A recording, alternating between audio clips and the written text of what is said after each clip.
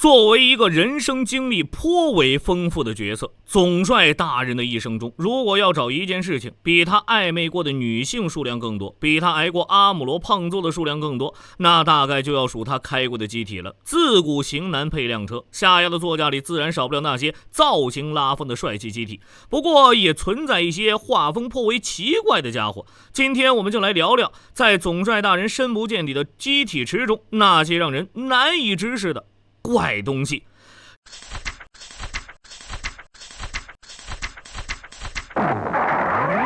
首先登场的是一台让人细思极恐的机体 EMS-10兹达。作为机工军最为著名的问题机体之一，在正史中总帅大人毫无疑问没有想过兹达的福。毕竟兹达最初在与扎古的竞标败下阵来之后，当急工军在地球节节败退时，又被再次拿去进行实验。此期间夏亚正好完成了从扎古2到魔蟹与格鲁古古的换乘，但平行世界中总有无限的可能。于是我们便看到，在拉拉开动鬼脑遍览各个平行世界的夏亚时，在不同世界总帅大人的座驾中赫然出现了一台红色有角3倍速的兹达。当然了，我们无法假定这个平行世界是否是一个兹达消除了缺陷的世界，毕竟如果真的能解决自爆问题的话，兹达虽然成本略高，但性能要比扎古来的强悍，即便进行小规模量产，配备给精英驾驶员，恐怕也能取得不错的成果。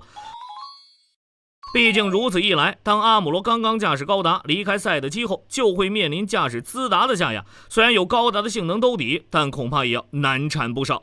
不过假如这个世界线的兹达和我们熟知的兹达一样，土星引擎存在重大缺陷，那恕我直言，这恐怕会成为诸多平行世界中夏亚死法最为精彩的一个。毕竟在隔壁 GTO 里，夏亚就有过为了追求高推力而让整备师解除机体限制器的前科。如此沉迷飙车的总帅遇上过度加速便会在自爆解体的兹达，这一人一机大概会在物理意义上擦出非常耀眼的火花吧。不过好消息是，按照动画里休斯的说法，无论在哪个宇宙，夏亚都会被白色的高达杀死。那么至少可以确定的是，就算开上兹达，总帅大人在遭遇高达之前，并没有因为痴迷于速度，在字面意义上化作赤色彗星。不过有极大概率在元祖性能的压迫下，为了躲避攻击，将油门踩到底，在阿姆罗面前表演一个战至最后一刻自爆归天。无论怎么想，都是个窝囊至极的死法。其实在拉拉的回忆中，还有不少让人忍不住吐槽的机体选择，比如驾驶古夫的世界线，夏亚大概没有因算计卡尔玛遭到除籍，因此才能驾驶古夫与阿姆罗对峙，并因此替代兰巴拉尔领了便当。拉尔大叔对此表示感谢。而驾驶大扎姆的世界线，恐怕是他代替多兹鲁驾驶大扎姆在所罗门替友军断后。在星星的视角里，这条世界线的夏亚恐怕真的是吉翁英雄。而要说有谁是最大受害者的话，大概就只有这条世界线的巴纳吉同学了。毕竟不是每个人都有机会遇到一个星星当自己的岳父。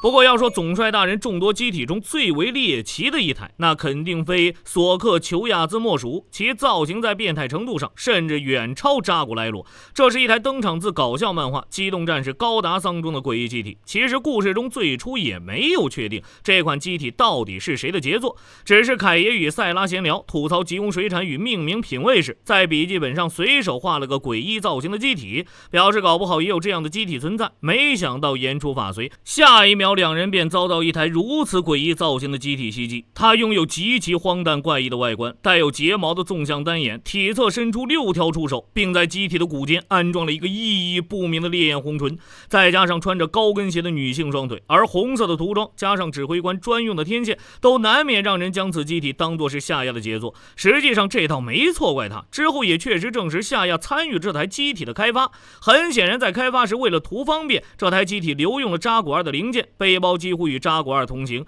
但搞笑漫画里的角色都是无敌的，索克丘亚兹也不例外。因此和这个怎么看都像是小猫咪的造型相比，它所搭载的火力以一台1年战争时期的机体来说，倒是意外的强大。首先就是那6根触手，虽然看起来很离谱，但考虑到在加布罗4圣兽之一的阿格改身上，吉翁军就已经天马行空的为其装上了触手，如此设计反而显得合理了起来。毕竟索克丘亚兹的触手怎么看都要更粗壮些，显然更容易实现。并且触手尖端还内藏着光束炮，在实战方面恐怕也比纯粹的触手要好用一些。而烈焰红唇与穿着高跟鞋的腿上也内藏了导弹发射装置，因此参与开发的夏亚才会自信地表示，如果这种机体被量产的话，联邦军肯定会惨败。不过话又说回来，如果真混到要把这种猎奇玩意儿投入战场的份上，那急红军才是真的要完蛋了吧。而且如果真要较真的话，从结构来看，它的生产性肯定极其恶劣，无论是触手还是烈焰红唇，看起来都很难维护跟量产的感觉。同时由于搭载着众多武装，其成本估计也相当高昂。总之这样的机体只停留在搞笑漫画中，没有正式加入1年战争，无论对急红军还是联邦军大概都算是一件好事。最后还有一台夏亚本应驾驶却因剧外因素最终没能开上的机体，那便是 MSN-01 基克罗格。这台机体原本应该是夏亚与吉翁号之前过渡用的机体。0079 TV 版作为第一部被腰斩的高达动画，原本预定制作52集，只不过由于收视率比较一言难尽，最终被砍掉了9集，缩短到了43集。为此很多机体没能出场，也有些机体相比原案进行了改动，而原本的规划都被记录在了名叫《富野笔记》的大纲中。在这份笔记里，相当多的机体都互换了名字，比如夏亚在德克萨斯的遭遇战中驾驶的是重火炮机体强人，这个强人就是格鲁古古的原名。格鲁古古的名字原本则是布劳布罗，而吉克罗格便出现于原定的42话剧本中，由夏亚驾驶出战。这本应是夏亚一雪前耻的一战。此时元祖已经跟不上阿姆罗的反应速度，再加上基克罗格的性能优势，夏亚这次成功战胜了阿姆罗，迫使他朝格拉纳达方向撤退，与大部队会合。看起来总帅大人因为动画被腰斩的关系吃了不少亏，其实也并非如此，因为就在同一集，高达便接受了瓷器附魔强化，轻松干掉了吉克罗格。之后在拉拉战死时，夏亚驾驶的机体改成了加尔巴迪。巧的是 GQX 拉拉观测的平行世界中也存在着驾驶加尔巴迪的夏亚，说不定他就是看到了 TV 版没有被腰斩的时间线呢。